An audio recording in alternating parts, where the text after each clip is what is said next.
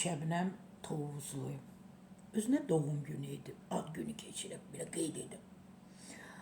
Show biznesdə Şəbnəm xanıma Səbiş deyirlər. Səbiş xanım, Şəbnəm Tovuzlu, doğum gününüz mübarək, böyük qız olasınız. Lap böyük qız olasınız. Bəzi görüntüləri gördüm, maraqlı idi.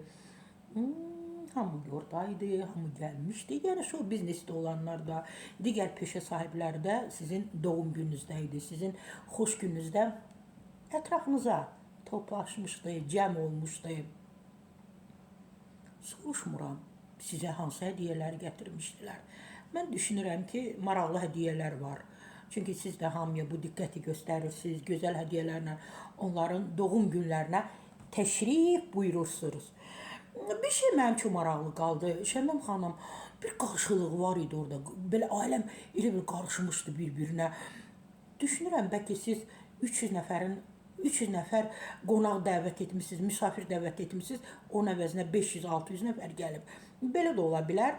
Amma bir şey mənim üçün daha belə maraqlı və sual yaratdı ki, Röya gəlib oxuyanda, Azərbaycan Respublikasının xalq artisti, Röya gələndə, oxuyanda, mahnı ifa edəndə, bax o nə idi? Hamı çalışırdı onun qabağında rəqs etsin, hamı göstərsin ki, mən buradayam. Biri çiyninə əl qoyurdu, biri əlinin üstünə əl qoyurdu. Bütövlükdə hamı çalışırdı ki, özünü Röya Ayxana göstərsin ki, mən buradayam. Niyə görə? Bax, bu maraqlıdır. Niyə belə? Bizim bəzi show biznesdə olan, daha doğrusu müğənnilər belə edir.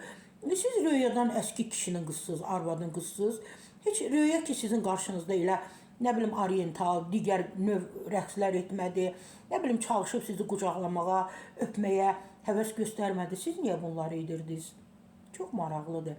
Amma deyilənə görə Səbiş, Şəbnəm Tovuzlu, maraqlı doğum gününüz olub. Təbrik edirəm sizi, böyük qız olasınız.